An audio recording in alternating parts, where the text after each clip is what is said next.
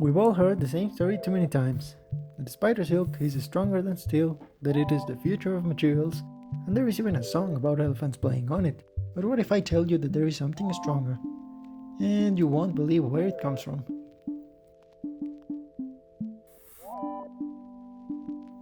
For many years, the spider silk was believed to be the strongest biomaterial on Earth.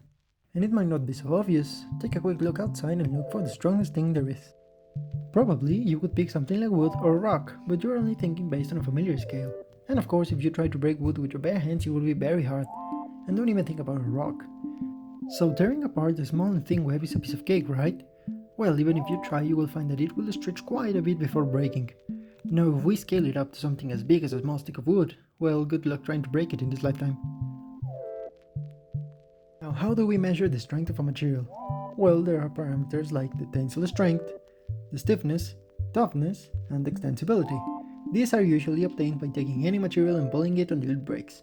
Take a string of spider silk as an example. As we start pulling, we can draw a stress-strain graph, which in simple words is pressure against the change in the length of the material.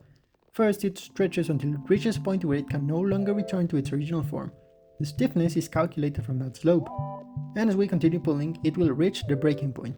Here we can now know the rest of the parameters. The tensile strength is the maximum pressure that the string can withstand before breaking.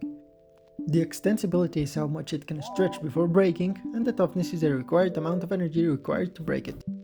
There are thousands of different spider species around the world, and all of them produce different silks.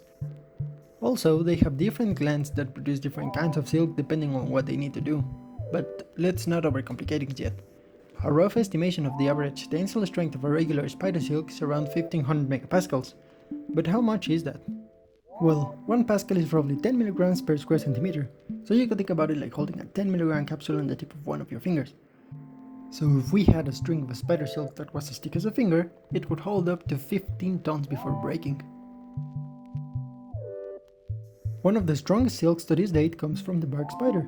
This guy lives in Madagascar and likes to build its webs across rivers, which can reach up to 25 meters in length. Its dry-flying silk, which is the strongest type of silk that spiders produce, has a tensile strength of 1800 megapascals, meaning that it could lift about 18 tons before breaking if it were as thick as a finger. And that's not the strongest example there is. There was a study where over 1,000 spiders were collected and the mechanical properties of each of their silks was recorded in a database called Spider Silcom Database. There, the strongest silk recorded reaches a tensile strength of 3300 megapascals. And that's not all. There have been attempts to improve the mechanical properties of the silk by infusing metal into its structure by using vapor, which increased its tensile strength to 4600 megapascals. Now that we know how strong spider silk is, let's compare it to other materials. Take the piece of wood and the rock from before. Their strength is only about 80 and 300 megapascals at most, and of course it depends on the type of wood or rock. Now, steel has only 1000 megapascals of tensile strength, while something like Kevlar, which is used for military applications like bulletproof armor, has a tensile strength of 3600 megapascals. Which is in fact stronger than the strongest silk, but the silk is tougher than Kevlar, meaning that if you had in front of you a string of silk and a string of Kevlar with the same dimensions, you would struggle more to break the silk just because it is way more elastic. Finally, we have the enhanced silk that reaches 4600 megapascals, which is even stronger than some iterations of carbon fiber, and that seems to be about as strong as a spider silk can get. So, I think you are now ready to meet Limpet. Limpets are snails that live around coastal regions all around the world. They have a big cone shell that covers their entire body, and in order to eat, they have a tongue-like structure called Radular, which in turn has many rows of small teeth embedded on it. Those very small teeth, believe it or not, have an outstanding average strength of 4900 megapascals, which surpasses the enhanced silk. So you see, the natural form of a limpet tooth is stronger than the strongest form of a spider silk. And it sounds obvious, right? You may be thinking that even your teeth or your bones are stronger than both of these things. But no, human teeth only have a tensile strength of 60 megapascals. That is even weaker than wood. And your bones are about as strong as teeth, but only a bit less. Now let's take a closer look into these two materials and discover what are they made of and why are they so strong. Spider silk is made of proteins called spidroins. They are classified depending on the gland that produces them, and there are 7 different types of silk producing glands. Although spiders usually possess only 4 to 6 of these depending on the species, each gland can produce a different type of spidrain and therefore a different type of silk. Also, something interesting to know is that the spider silk is in a liquid phase inside the gland and it hardens when it comes out. So, let's focus on dragline silk, the strongest one. It is made of 3 proteins, coming out of the major ampleate gland. For a long time it was believed that only 2 spidrains were the ones that make up this type of silk, but a third one was discovered in recent years, and 2 more are only found in the bark spider. These proteins come together out of the gland and arrange in the form of nanofibrils by the interactions between the amino and carboxyl terminus of the different spidrains. There also are spider silk constituting elements providing more structure to the silk and playing a fundamental role when it comes to strength. These interactions are then multiplied as more nanofibrils come together to form an actual string of silk.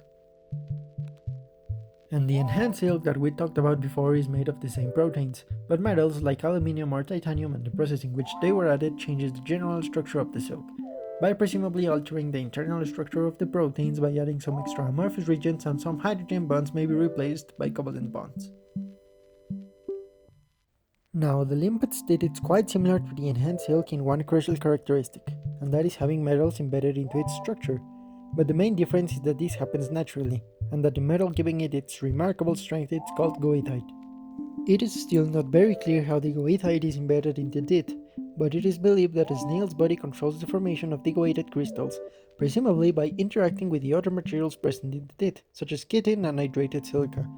Chitin is the same material that makes up the exoskeleton of crustaceans and insects, and the hydrated silica is one of the main components found in toothpaste. Both spiders and limpets didn't just happen to possess the ability to produce the strongest biomaterials on Earth just by chance. They have passed through millions of years of evolution.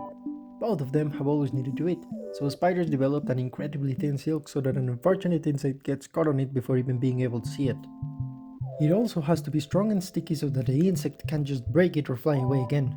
A thick silk will just alert everyone, and a weaker one won't do much good for catching anything, not even for supporting the spider. On the other hand, limpets can just go around and hunt whatever they want. The poor guys are very slow and small to do something like that, so they just stick with eating algae and other bacteria they encounter on rocks, and to get to them they've had to scratch the surface of the rocks constantly. Therefore, they adapted and included a reinforcement in their teeth, because broken teeth means no lunch. So yeah, nature will do anything in order to survive. I hope you liked the video, and next time you see a spider chilling in your web or a snail just standing on a rock by the sea, try not to bother them. They've been here longer than you, and will probably remain to do so even after we are all gone. I will see you in the next one. Have a good day.